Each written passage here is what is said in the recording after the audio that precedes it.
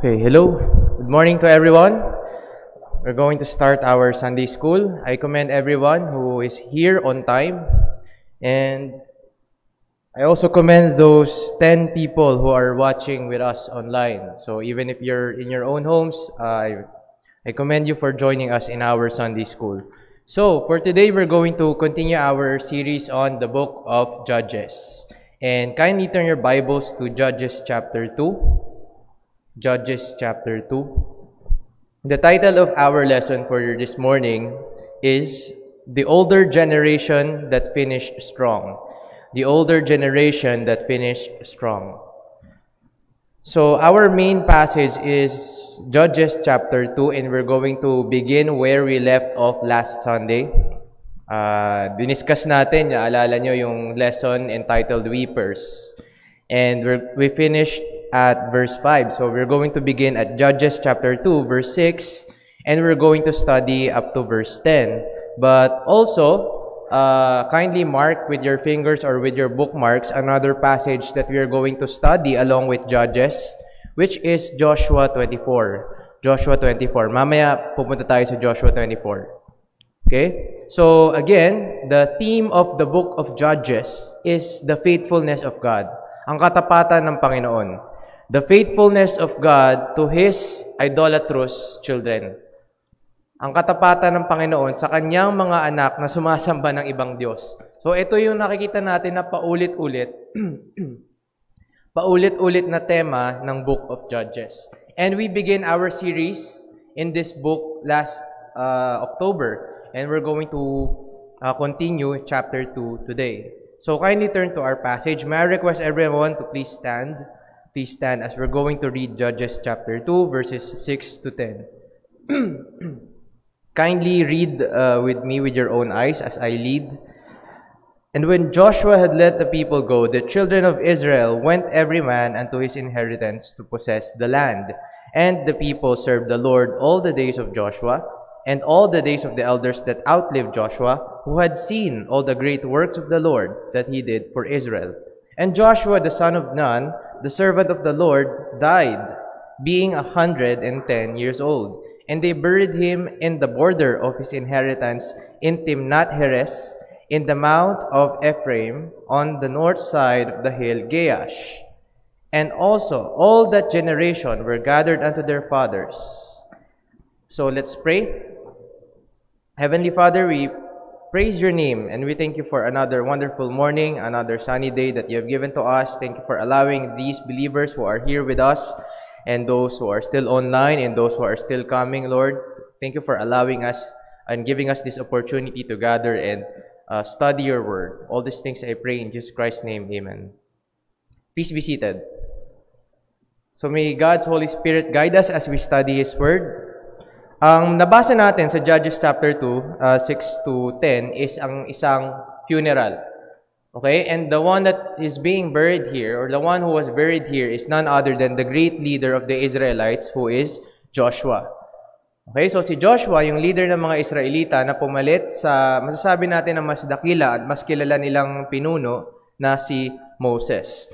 And it was during this time that the Israelites were occupying the land that God has promised to them. Okay, so God is blessing them with this land, and Joshua, being an old man, has given instructions for the Israelites on how they are supposed to live. Have you ever seen a funeral that is very big? Nakakita na, ano yung pinakamalaking funeral na na-attendan nyo? Yung pinaka maraming tao? The world record for the largest funeral is around 15 million sa India. There was one politician whose death was mourned, and around 15 million people gathered for his funeral. Okay, so as a young child, I remember watching the TV and seeing the broadcast of the funeral of a lot of famous people. Maaring na alam niyo rin yung mga tinutukoy ko. Politicians, oftentimes, politicians yung mga dinadagsa talaga ng maraming tao. And what else? Celebrities also. There was one person who tried to be a politician, but he failed. He tried to be a president. And when he died, his funeral was attended by a lot of people. Okay, so we know that a person is a great man or a great woman. We know that that person has made an impact in his generation once you see that his funeral is very big, is very large. Dahil maraming mga tao ang naapektuhan ng kanyang magandang nagawa, itong mga taong to ay nagluluksa rin sa kanilang funeral. So in this funeral that we have read in Judges chapter 2, we see the funeral of Joshua. And Joshua was one of those great men of Israel. Now, what is interesting about the death of Joshua is that his death marked the twilight of his generation. A generation that was born there in the wilderness, not in Egypt. Ang pagkamatay ni Joshua, ang tanda ng dapit hapon ng kanilang henerasyon.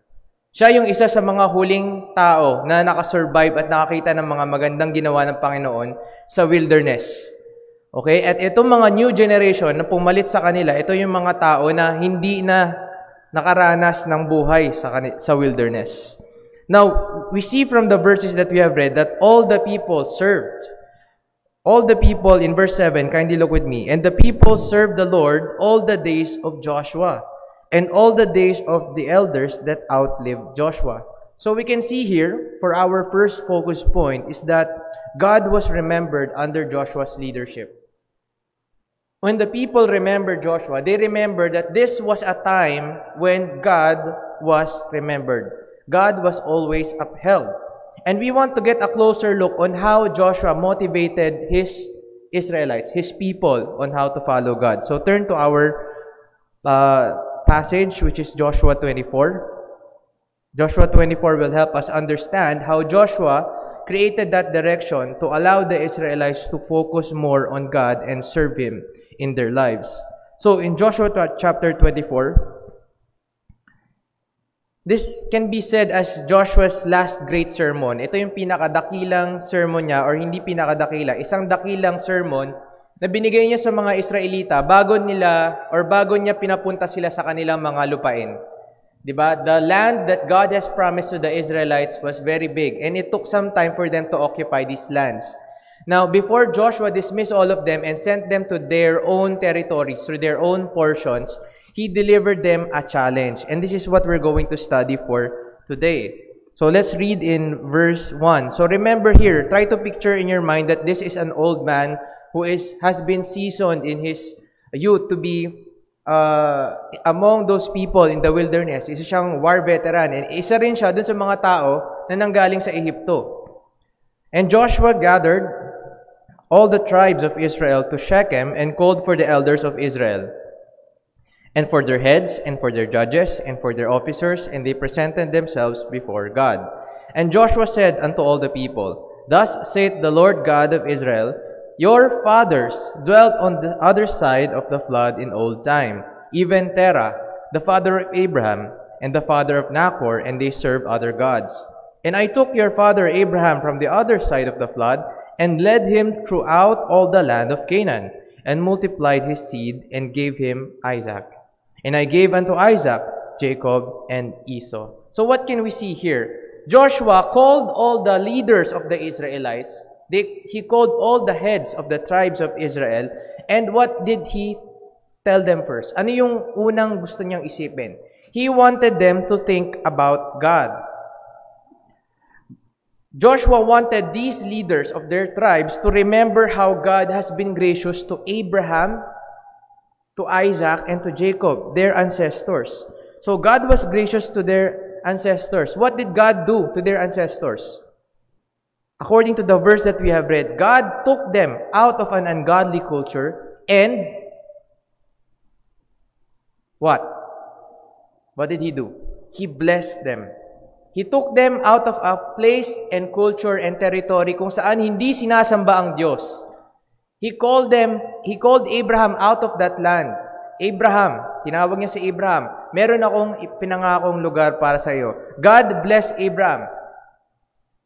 He took Abraham out of an ungodly culture and blessed him and his son Isaac and his grandson Jacob. So, napakadakila or napakaganda ng pagpapala ng Panginoon dito kay Abraham, at sa kanya naging anak na si Isaac, at sa kanya naging apo na si Jacob, who was eventually called as Israel. God was worthy of the faith of Abraham. Now imagine if Abraham stayed in that place. Imagine if Abraham did not follow God. What would happen? He would adapt that culture, that ungodly culture, dun sa binasa natin kanina. They would continue to remain in that land, just like his fathers. No, God was gracious to Abraham and He called them out of that land. And God blessed Abraham. So, it is only befitting that the faith or pananampalataya ng nasyon ni Abraham ay nasa tunay na Diyos. God is worthy of their nation's faith. And God preserved them also, as we have read, by sending Joseph to Egypt. Do you remember the story of Joseph in your Sunday school lessons? Ano nangyari kay Joseph? Diba parang siya na yung tao na pinakamalas sa perspective niya, sa kanyang mga magkakapatid, sa dinami-dami ng kanyang magkakapatid, siya yung pinakakinagagalitan. Na tuwing may sasabihin siya, parang tila ba masama na yon sa kanyang mga kapatid. Anong ginawa ng mga kapatid niya sa kanya? Binenta siya. Diba? Yung iba pa nga gusto siyang patayin. And Joseph was sold to Egypt. He was taken out of his family. He was taken away from his father who loves him very much. He was taken from his culture. He was sent into Egypt. And hindi natapos yung kanyang mga nararanasan dun mismo sa Egypt. Marami ding nangyari sa kanya na masasabi natin na for lack of term, unfortunate events. But we know that these events are for His own good. Ang sasabi nga sa Genesis, God meant it all for good. Yung mga sufferings ni Joseph, yung mga naranasan niya sa Ehipto, kasama yan sa plano ng Diyos to preserve His people. And what happened? Nagkaroon ng famine. Alala nyo? Nagkaroon ng famine na naginip si Pharaoh and ang naka-interpret lang ng kanyang panaginip ay walang iba kundi si Joseph. So he put Joseph at a very high position and then what happened? When his family estimated that they're about to starve, they sent their brothers to Egypt, and the rest is, as we remember, is history.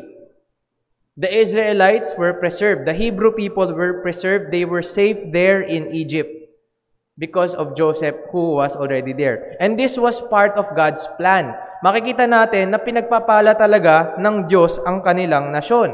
So Joshua was asking them, was calling on them to remember how God has been good to their nation. Naging mabuti ang Diyos kay Abraham. Naging mabuti ang Diyos kay Jacob. Naging mabuti ang Diyos kay Isaac. Naging mabuti ang Diyos nung tayo ay nasa Ehipto, na preserve tayo sa ating gutom. Hindi tayo namatay sa gutom. What else? Let's continue reading. Joshua 24 verse 4.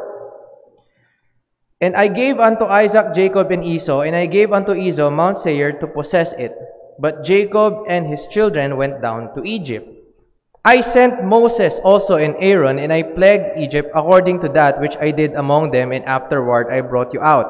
And I brought your fathers out of Egypt, and ye came unto the sea, and the Egyptians pursued after your fathers with chariots and horsemen unto the Red Sea. And when they cried unto the Lord, He put darkness between you and the Egyptians, and brought the sea upon them, and covered them in your eyes. Have you seen what I have done in Egypt, and ye dwelt in the wilderness a long season? So, God called the people, the old people, Joshua called the old people to remember how God has been good to their ancestors. Joshua called the old people to remember how God has been good to them in Egypt. Now, ano nangyari dun sa mga Israelites sa Egypt? Try to recall what you studied in Sunday school nung kayo mga bata pa, yung mga laki sa church. Anong nangyari sa mga Israelites sa Egypt?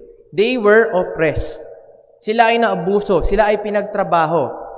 Diba? And napakatagal na sila ay nagsuffer under the Egyptians. Why?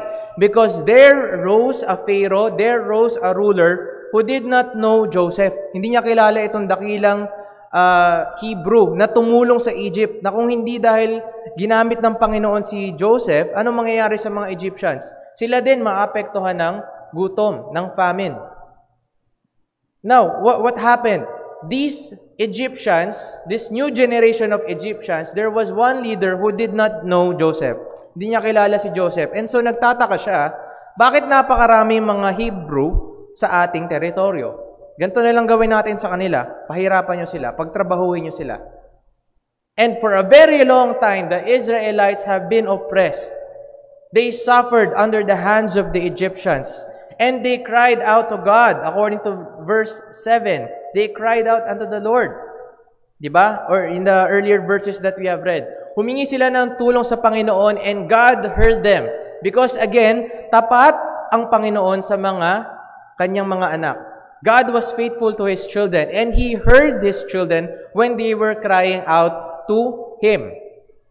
And they cried out to Him and He appeared to Moses. Diba? You remember? How did God appear to Moses? In the burning bush. And He encouraged Moses. Sabi niya, alisin mo yung mga Israelites dyan. Punta na kayo dun sa lupang pinangako ko sa inyo. Si Moses, nahihiya pa nga. Sabi niya, hindi ko kaya kasi hindi ako magaling magsalita. Okay, sige, kunin mo yung kapatid mo. So, dun sa verse 5, sabi ni Joshua, when he's talking about God here, I sent Moses also and Aaron, and I plagued Egypt, according to that which I did among them, and afterward I brought you out. That's what God did. He brought them out of the land of Egypt. So again, Joshua was telling these people who are enjoying their land, sabi niya, baka nakakalimutan nyo, in my own words, baka nakakalimutan nyo na sa Ehipto tayo ay niligtas ng Diyos, na pinadala niya si Moses at si Aaron. Okay, para tayo ay alisin doon sa Ehipto at para tayo ay i-lead towards this land that we are enjoying right now. So Joshua is as part of his sermon allowing the people to saturate what God has done for them in their lives. What else? Verse 7.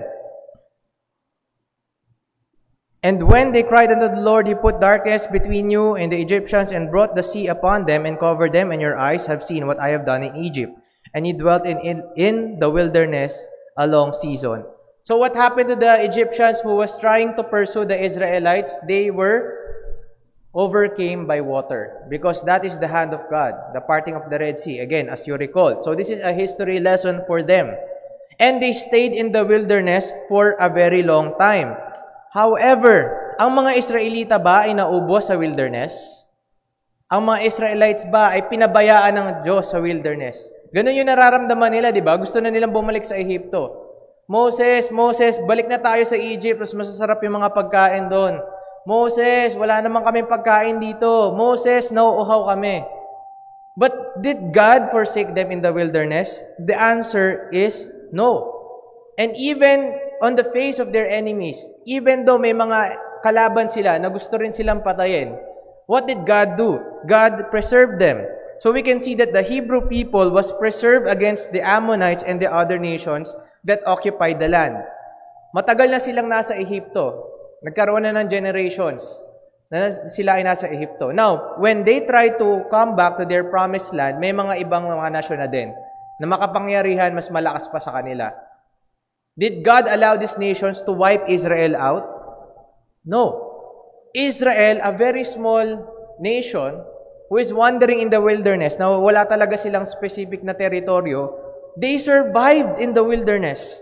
And this is because of God's grace and faithfulness to them. And remember also, when a person, a wicked prophet named Balaam, he was sent to curse Israel. So one of the kings na kalaban ng Israel, sabi niya kay Balaam, pakisumpa naman itong mga Israelitang to, ang dami nila. So what did Balaam do? O sige, I will curse the Israelites. And he rode his donkey. But God would not allow this prophet to curse the Israelites. And so what happened? Again, we recall what happened in our Sunday school. Nagsalita yung donkey, di ba? That is the story there. The donkey was seeing an angel preventing Balaam from cursing the Israelites. And we can see here that instead of Balaam cursing the Israelites, anong ginawa niya? Pinagpahala pa niya yung mga Israelites. This is still part of God's plan to preserve the Israelites. So niligtas niya yung mga Israelites sa Egypt and hindi niya hinayaan na i-curse sila ni Balaam. Instead, pinagpala pa sila nitong false prophet na to. Also, as we have read, they have received their portion in the land. Let's read verse 8. and to 13. And I brought you into the land of the Amorites which dwelt on the other side Jordan. And they fought with you, and I gave them into your hand that ye might possess their land, and I destroyed them from before you. Then Balak, the son of Zippor, king of Moab, arose and warred against Israel, and sent and called Balaam, the son of Beor, to curse you. But I would not hearken unto Balaam. Therefore he blessed you still, so I delivered you out of his hand. And ye went over Jordan, and came unto Jericho, and the men of Jericho fought against you, the Amorites, and the Perizzites, and the Canaanites, and the Hittites, and the Girgashites, the Hivites, and the Jebusites, and I delivered them into your hand. And I sent the hornet before you, which drave them out before you, even the 2 kings of the Amorites, but not with thy sword, nor with thy bow. And I have given you a land for which ye did not labor, and cities which ye built not, and ye dwell in them, of the vineyards and olive yards which ye planted not, do ye eat. So, we can see here again that Joshua wants the elders, the heads of the tribes, to remember what God has done to them. Pinagpala ng Diyos sila. Iningatan sila mula sa Ehipto. Hindi niya hinayaan na yung mga kalaban nila ay manalo laban sa kanila. He preserved them even against the powerful city of Jericho. Nakaya nila yung Jericho na pagkalaking city. What did God do? God destroyed the walls of Jericho. He blessed their faith, and they were able to capture that place. So, what they are enjoying basically right now at this time is all by the grace of God. God preserved them in the wilderness. God delivered them from Egypt. God was gracious to their ancestors. So, in this sermon of Joshua, he was allowing them to remember God's faithfulness and grace to them. God was remembered under Joshua's leadership. From Joshua's sermon, we can see his strong desire to serve God. Gustong-gustong iserve ng Panginoon ang Panginoon ni Joshua. So God blessed him. And we know that God blessed Joshua. Why? How do we know that God blessed Joshua? Because we can see also that God was exalted under Joshua's leadership. God was exalted under Joshua's leadership. So let's continue reading. Joshua 24, verse 14. Now therefore, fear the Lord and serve him in sincerity and in truth, and put away the gods which your fathers served on the other side of the flood, and in Egypt, and serve ye the Lord. And if it seem evil unto you to serve the Lord, choose you this day whom ye will serve, whether the gods which your fathers served that were on the other side of the flood, or the gods of the Amorites in whose land ye dwell. But as for me and my house, we will serve the Lord. So we know that God was exalted under the leadership of Joshua because we have here a leader, though imperfect, he is leading a good example. Masasabi ba natin na perfectong leader ito si Joshua? He was not perfect. There was an instant even in the book of Joshua na dahil sa kayabangan niya, they were forcibly had to make an alliance with their enemies. Dahil he did not consult God. And we can see that Joshua, like the rest of us, is not perfect. Yet, he had a strong desire to serve God. He had failures, yet he had a strong desire to serve God. And we know that the motivation of Joshua's service is God's faithfulness to their people. Naging matapat ang Panginoon sa kanila. At kaya naman, hindi tayo nagtataka na itong leader nila na si Joshua na malapit ng mamatay ay kinakausap sila, sinasabi, tandaan nyo kung gaano naging tapat at mabuti ang Panginoon sa inyo. Yun ang kanya naging basehan, kaya gusto niyang pagsilbihan ng Diyos. Kaya pati ang kanyang pamilya, as for me and my house, we will serve the Lord. Joshua is an imperfect man, however, we can see that even in his childhood, he always saw beyond his fears. He saw who God is. Inaalala niya palagi kung sino ang Panginoon. Nung sa kanyang kabataan, si Joshua and si Caleb at the rest of the spies, they were sent to the promised land. Diba? And they were sent to spy out the land. The 10 spies that were sent were all scared. Takot sila. Ang lalaki ng mga kalaban nila. Kung magsisearch kayo sa Google nyo ngayon, tignan nyo kung gaano kalalaki yung mga Israelites. Mas malalaki sa ating mga Pilipino. Diba? How much more yung mga kalaban nila na kinatakutan nila? Gaano kalaki pa kaya yun? Diba? So itong mga Israelites na to, takot na takot sila. But Joshua and Caleb saw beyond what they saw. They saw God who is more powerful than their enemies. And it is because of this attitude that God blessed Joshua and Caleb. So, in the sermon, in Joshua chapter 24, we can see that Joshua is simply exalting God. Inuuna niya ang Panginoon. Hindi niya inuuna yung sarili niya. Hindi niya inuna yung mga victories niya bilang isang magaling na leader. He asked the Israelites to remember what God has done for them. Joshua exalted God in his sermon, and it is because of God's doings or His works that he and his house has chosen to serve God. Yun yung motivation ni Joshua. Dahil kung sino ang Diyos sa kanyang buhay. And we must appreciate our leaders, our pastor, who has a good example, who is leading a good example. Whenever we have leaders in church and in our families who have this good example, that they want the rest of their church and the rest of their household to worship God, we have to appreciate those kinds of leaders. Dahil inuuna nila ang Panginoon. And this is also a challenge for those members of the heads of the household.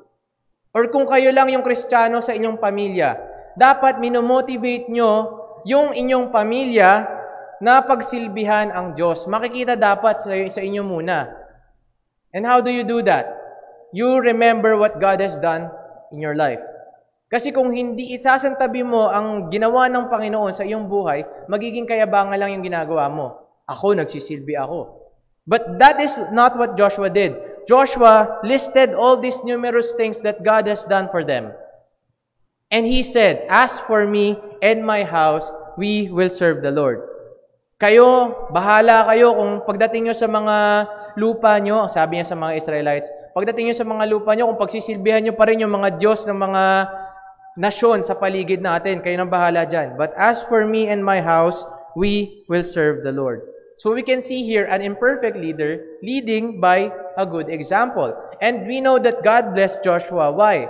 Because He gave him a people who is also motivated by God's faithfulness. Let's continue reading verse 16. And the people answered and said, "God forbid that we should forsake the Lord, Jehovah, to serve other gods. For the Lord our God, He it is that brought us up and our fathers out of the land of Egypt from the house of bondage, and which did those great signs in our sight, and preserved us in all the way wherein we went, and among all the people through whom we passed." Masasabi ba natin na effective yung ginawa ni Joshua sa kanyang sermon? Masasabi ba natin na na-motivate yung mga tao na pagsilbihan ng Diyos? Yes or no? Based on verse 17. Yes, sabi nila, "For the Lord our God, He it is that brought us up and our fathers out of the land of Egypt." Oo nga, siya nga pala yung sinasamba nating Diyos. Siya yung nagligtas sa atin sa Ehipto. Siya yung nagligtas sa atin sa wilderness na pinotektahan tayo laban sa ating mga kalaban. Sige, pagsisilbihan namin siya. And this is the resolve of the people because they had a good leader who motivated them also. Joshua reminded the Israelites on how God had been faithful to them throughout their journey. Yung iba siguro sa kanila, mga maliliit pa nung sila ay nasa Egypt. And now they are very old, may mga anak na sila at may mga apo. They are enjoying the land that God has promised to them. And it is good for them to remember, ang Diyos pala ang nagproprotekta sa amin.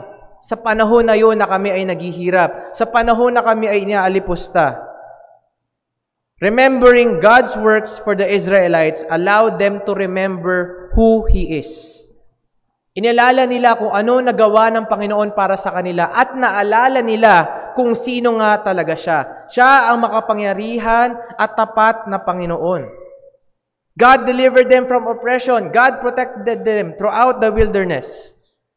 As they were traveling, anong pinakita ng Panginoon sa kanila? One of the ways that God told them that He is with them is through the pillar of, dalawang pillar. Isa sa umaga, isa sa gabi.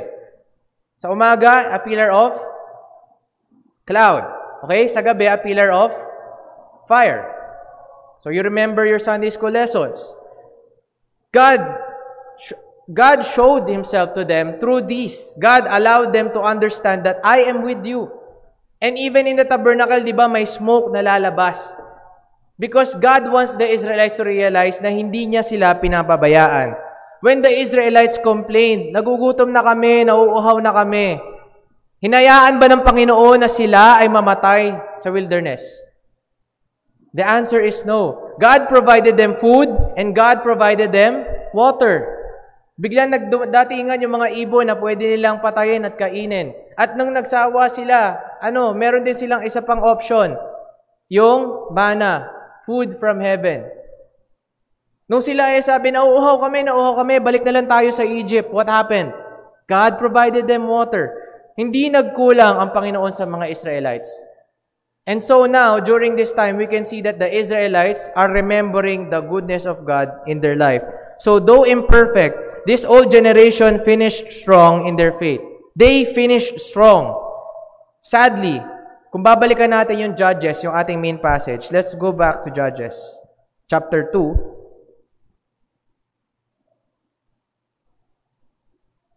Verse 10. And also, simulan natin sa verse 9. And they buried him in the border of his inheritance, in Timnath-Heres, in the mount of Ephraim, on the north side of Hill Gash. And also all that generations were gathered unto their fathers, and there arose another generation after them, which knew not the Lord, nor yet the works which he had done for Israel. So, maganda yung naging record ni Joshua at ng kanyang mga, sabihin natin mga kababata niya, na sila ay mga matatanda ngayon at sila ay isa-isa nang namatay. Naging maganda yung testimony ng Bible sa kanila because even though hindi sila perpekto, matitigas ang kanilang ulo, but they served the Lord for the rest of their life under the leadership of also their faithful leader. Ang nakakalungkot lang ay once na nagkamatayan na sila, what happened according to what we have read? There arose a new generation, mga bagong kabataan na lumaki na hindi sumasamba sa Diyos. Now, tignan natin, balikan natin itong old generation na to. What lessons can we apply from reading about their life? Na inalaala nila ang kabutihan ng Diyos para sa kanila. So, how do we apply that in our lives? Ganun din. Let us remember God's great work for us. Gaya ng ginawa nila, inalaala nila kung gaano naging mabuti ang Diyos sa kanila. Inalaala nila kung ano ang ipinrovide ng Panginoon sa kanila. Nung sila ay naghihirap sa Ehipto, nung sila ang kanilang ninuno na sila Abraham, si Isaac, and si Jacob, ang kanilang mga ninuno pa ay hindi pa sumasamba sa Diyos. Anong nangyari? Pinili sila ng Diyos para pagpalain. And all of these things that they experience as a nation is all by the grace and faithfulness of God. Gawin din natin yon, mga kapatid, believers here in the present. Let us remember God's great work for us. Under Joshua, the Israelites remembered that they are nothing. They were nothing without God. The Lord Yahweh was their Redeemer and their provider. My question for you is God the same to you? Is God also your Redeemer and your provider? Do you consider Him as your Redeemer and your provider? Let us remember that God saved us from the punishment of sin. Lahat tayo dito, we have different likes, we have different interests, and different personalities. But there is one thing that is common among us as believers, and that is we have been saved by grace. We have been saved by grace through the death of Jesus Christ on the cross. Hindi natin dinideserve ito. Lahat tayo may kasalanan, lahat tayo may kayabangan, lahat tayo may mga ginagawa sa ating buhay na hindi nakakapagbigay ng kaluguran sa Panginoon. Pero lahat tayo bilang kanyang mga mananampalataya ay iniligtas ng Panginoon at ito ay dahil sa kanyang biyaya. Wala tayong ginawa para i-deserve natin itong kaligtasan na binigay sa atin ng Diyos. Pero nakuha natin to dahil ang Diyos ay ang ating tagapagligtas at binigay niya ang ating mga pangangailangan. And we have the Holy Spirit na kung hindi dahil sa Kanya who quickened our hearts, we would continue to be dead in our sin. We will continue to reject the things that are of God. And we are thankful that God allowed us to read His Word and to realize from His Word that we are sinners and we needed a Savior. We are thankful to God that He used people to share the gospel to you, to allow you to understand that you needed a Savior. That is all by the grace of God. The Israelites remembered that God was their Redeemer and their provider. We should too. Dahil wala tayo dito ngayon kung hindi dahil sa Diyos. The believing Israelites were special to God because God has promised to redeem them. May pinangako ang Panginoon sa kanila kaya napaka-special nila. Bakit hindi na lang hinayaan ng Diyos ang Israelita na maparusahan sa wilderness, na maubos sila doon? Total, mga reklamador naman sila Bakit hindi na lang hinayaan ng Panginoon na mamatay sila sa kamay ng mga Egyptians? Bakit hindi na lang pinaubos ng Panginoon sa mga ahas itong mga pasaway na Israelitang ito? Because God has promised to redeem them. Merong pangako ng redemption. And ganun din sa atin sa panahon ngayon. The promise of redemption also applies to us. We cannot redeem ourselves. We can only, as sinners, be reconciled with God through His provision, which is Jesus Christ. And that is why we appreciate that God is our Redeemer and He is our provider. In the wilderness, God provided for their needs. Nagkulang ba ang Panginoon sa mga Israelita? Hindi. Nung sila ay nauhaw at nagutom, pinakain at pinainom sila ng Panginoon. Apply natin sa ating buhay. Do you believe that you have a great God? Do you believe that God is the one who has provided for your needs throughout 2020? Naniniwala ba kayo? Kasi kung hindi dahil sa Panginoon, tayo mga mananampalataya, ano na lang tayo? Ang mga bagay na ini-enjoy natin, ang mga pagpapala, ang mga spiritual blessings, and even the material blessings that we have enjoyed, it is all provided by God. Wala tayong maipagmamalaki. And this is what is true also in the case of the Israelites. Wala naman talaga silang pagmamalaki. Pinaghirapan ba nila yung lupa na ini-enjoy nila? Hindi, bigay ng Panginoon sa kanila yon. Sabi ng Panginoon, yung mga kinakain nyo, galing sa akin yan. Yung lupa na tinitirahan nyo, galing sa akin yan. The same thing is true with us. Wala tayong pwedeng sabihin na, Lord, deserve ko to, akin to Itong mga yan, sa'yo yan, pero ito sa akin to, ako naghirap dito. God provides for our needs. We have a great God. God provides also the means for us to overcome trials and escape temptations. Ganun kabuti ang Panginoon na even yung mga nagbibigay siya ng mga ways para maalisan natin itong mga temptations natin, na matakasan natin. Hindi nilang hinahayaan ng Diyos na tayo ay mag-suffer sa mga kasalanan natin dahil tayo ay iniligtas na niya. God provides the means for us to overcome trials and escape temptations. So if you are a believer, you can consider yourself as a victor. Isa kang kampiyon. Because God is with you. Yan yung message sa Romans You cannot doubt God. Hindi mo pwedeng pagdudahan ng Panginoon because God is with you. And as a believer, always remember that even the bad things that you're experiencing is all for the glory of God. Para sa kaluwalhatian ito ng Diyos. At kaya makikita natin na sadyang napakabuti talaga ng Diyos sa ating buhay. We have always to remember and reflect on God's works. Let us remember and reflect what God has done to us in our lives. Alalahanin natin yun. That is why songs that we sing are very important. Yung songs na kinakanta natin about kay God. An example of that is Holy, Holy, Holy. Kinakanta natin yun, minsan nagiging sobrang kabisado and common na lang, inuulit-ulit na lang natin. But when we sing that song, Holy, Holy, Holy, Lord God Almighty, all Thy works shall praise Thy name, in earth and sky and sea. Only Thou art holy. So kapag kinakanta natin yun ng taos puso, marirealize natin, oo nga, napakabanal ng Panginoon. And hindi lang naman yan yung kanta tungkol sa Panginoon. Napakaraming kanta at awitin na maaari nating awitin tungkol sa Panginoon that will allow us to remember God's grace and faithfulness to us. Siguro masasabi natin, lahat tayo dito, alam natin yung great is Thy faithfulness, di ba? Kasi totoo naman tapat ang Panginoon. Naging tapat ang Panginoon sa mga Israelita at naging tapat din ang Panginoon sa atin. Hindi tayo mga talunan pagdating sa kasalanan. We have God who is for us. Our salvation is secure. Hindi hahayaan ng Panginoon na ang kanyang mga mananampalataya dito sa mundo ay naliligo at nagbababad sa kasalanan. Anong gagawin niya? Either papaluin niya yon para magtino or kukunin na lang niya. Walang Kristiyano makapagsasabi ay natalo ako ng kasalanan. Saved na ako pero nakabihag ako ng kasalanan ng aking mga addictions. That is not true. So, whenever we lack faith, lalo-lalo na ngayon 2020, di ba? Medyo yung iba sa atin, nag-waver yung faith natin. Diyos, asan ka? Di ba? Whenever we do that, whenever we have the tendency to do that, what do? Let us remember God's great works for us. Balikan nyo yung Joshua 24. Pag kailangan nyo na encouragement, anong ginawa ni Joshua? Nilahad niya lahat ng ginawa ng Panginoon para sa mga Israelita. Simula sa kanilang mga ninuno hanggang sa ini-enjoy nila ngayon. Lahat yan, bigay ng Diyos. So, ganun din dapat ang ginagawa natin. We must also count our blessings because all of these things have come from God. That's the application number 1. And for our last application, let us serve the Lord sincerely and faithfully.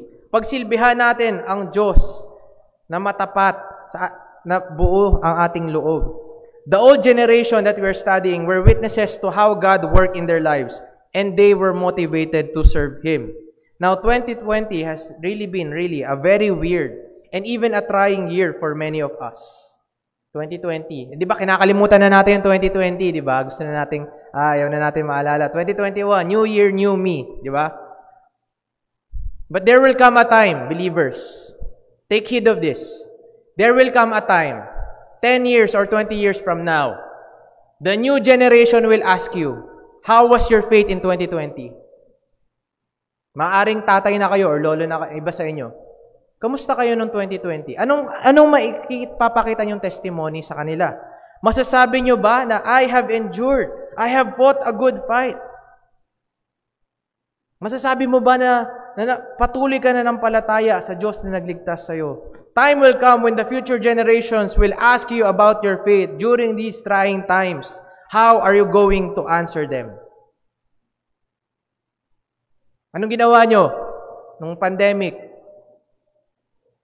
The old generation of Israelites in our passage that we have read, they were not perfect. Madami din silang downfalls. However, based on the verses that we have read, they had a good testimony. They finished strong. And by the grace of God, let it be said that Baptist Bible Church never stopped preaching God's Word. It's a blessing that we were able to continue preaching the Word of God here in this pulpit throughout the pandemic. Kahit na nasa Facebook, diba? Hindi tayo tumigil sa pag-proclaim ng salita ng Diyos. We never disregarded assembly. May mga nagtitipon pa rin dito at sinasamahan kami ng mga nagjo-join sa Facebook Live. Diba? Hindi natigil. By the grace of God, na magandang testimony yan. Hindi natigil ang ating pagtitipon. At ngayon, marami nang nagdadatingan at marami pang na-encourage na dumating. We are observing health and safety protocols. Nakakapunta pa rin ang mga believers. Hindi tumigil sa pagtitipon. Let it be said that Baptist Bible Church, 20 or 30 years from now, that we continue to serve the Lord in our days. Yung mga members ng Baptist Bible Church ng 2020, hindi sila tumigil. Di ba ang gandang testimony yon?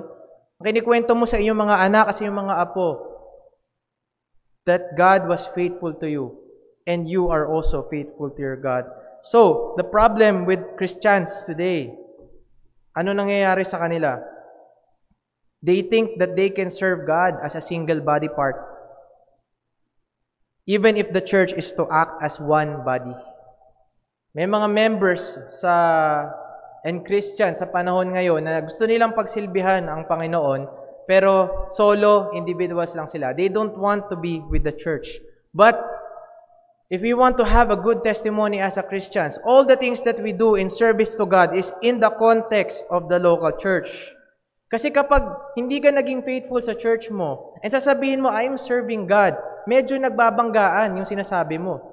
Because as a believer, as part of His church, if you want to serve God faithfully, you have to do this in the context of the local church. Kapag sinantabi mo ang konteksto ng local church, if you set aside prioritizing our ministries, our assembly as a church, para mo na rin ipinapakita na hindi importante ang church. And that is a bad testimony. However, in the passage that we have read, the Israelites had a good testimony because they served the Lord all the days of their lives. So, Brethren, let us always be looking for opportunities to serve. Even during this time of pandemic, madaming pwedeng gawin. Despite the restrictions, madami tayong pwedeng gawin safely. Iba kasi natatakot, ay hindi kasi safe mag-minister ngayon. Hindi safe mag-serve sa Panginoon ngayon. Kailangan natin i-reset ang ating mindset. Kailangan natin i-align ang ating mindset sa kung gaano naging tapat at nagpakita ang Diyos sa atin ng biyaya. Once we recall who God is to us, hindi tayo mahihirapan na pagsilbihan siya sa panahon ngayon. Have you been an encouragement to other members during the pandemic? Naging encourage ba kayo kahit sa isang member? Kung hindi pa huli ang lahat, maging encouragement kayo sa iba. Pagsilbihan yung iba, tulungan nyo sila na makilala ang Panginoon. Share the gospel. Tulungan nyo sila na ma-motivate na pagsilbihan ng Panginoon. Kamustahin nyo sila. Madami kayong pwedeng gawin para sa inyong local church na pagsilbihan natin ang Panginoon, lalong-lalo na sa taong 2021. Let me end with this quote that I borrowed from Mark Dever. Church membership is our opportunity to grasp hold of each other in responsibility and love. We allow fellow believers to have great expectations of us in these areas. And we make it known that we are the responsibility of this local church. We assure the church of our commitment to Christ in serving with them, and we call for their commitment to serve and encourage as well. We're going to continue our passage, our series on the book of Judges next week. Let's pray. Shall we all stand?